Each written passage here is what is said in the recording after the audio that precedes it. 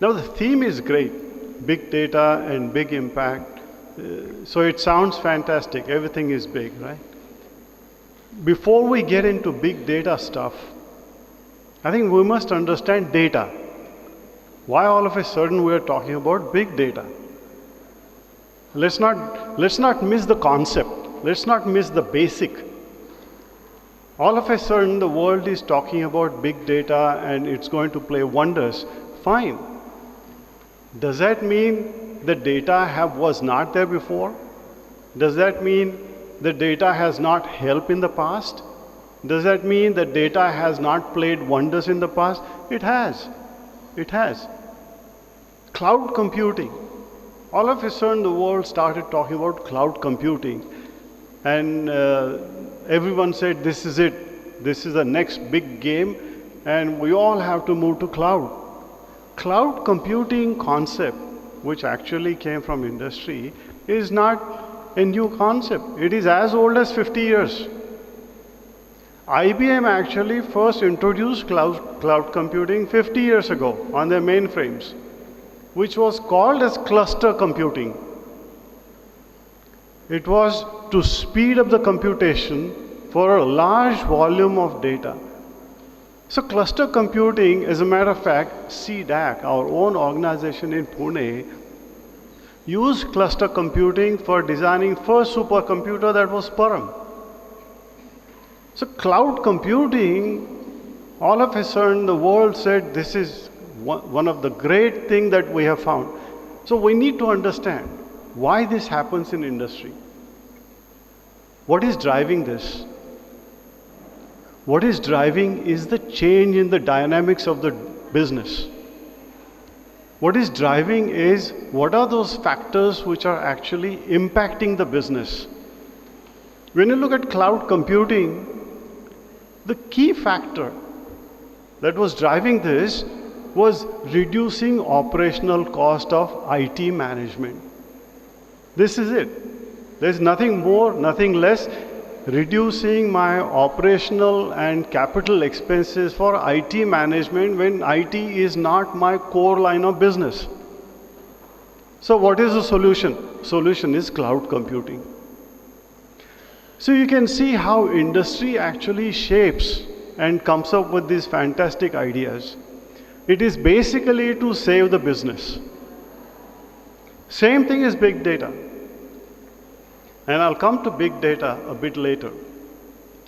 Coming to telecom, slightly switching gear. Telecom industry today, a sunrise industry a few years ago in India, is in a very bad shape. Industry with 4.5 lakh crore debt on the books, revenues dropping. So the only hope is data, revenue generation from data. The voice is free. So obviously, gone are those days for telecom operators when they could push down things onto the consumers what they thought was the right thing for the consumer. I come from AT&T. I worked 20 plus years in AT&T Bell Labs. I know how monopoly works. We were extremely arrogant. We never used to care for customers because we thought we were the best ones. We're the smart ones. We know exactly what these guys want and they'll pay for it.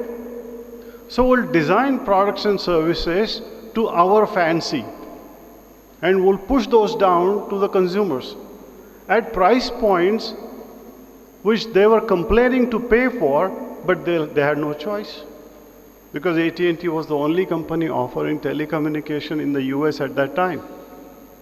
It was only when AT&T was broken and the competition happened. So what I'm trying to get to is, there are two things here.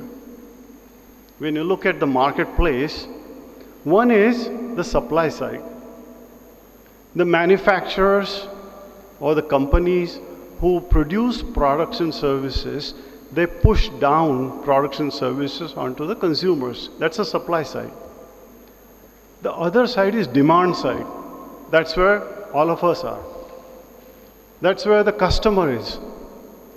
Gone are the days when the supply side was stronger. No more.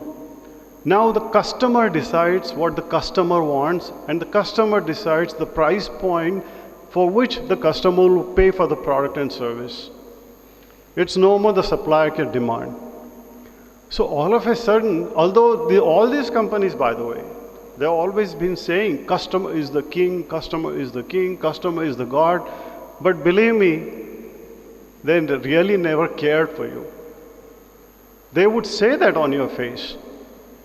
Now they really say and believe customer is the king. So the dynamics has shifted from supply side to demand side. When the dynamics has shifted to demand side, and demand side is the one which is creating a lot of data. Now companies have to look at the data and try to understand more and more what the demand side is saying. When we talk about data, or when we talk about products, or when we talk about services, there's always someone who manufactures this. A company, an outfit, or someone, group of people who manufacture this. And then there are all of us who consume it. Within the company who manufactures products and services, there are multiple operations which are happening. And being the management students, I'm sure you have been understanding what the value chain concept is.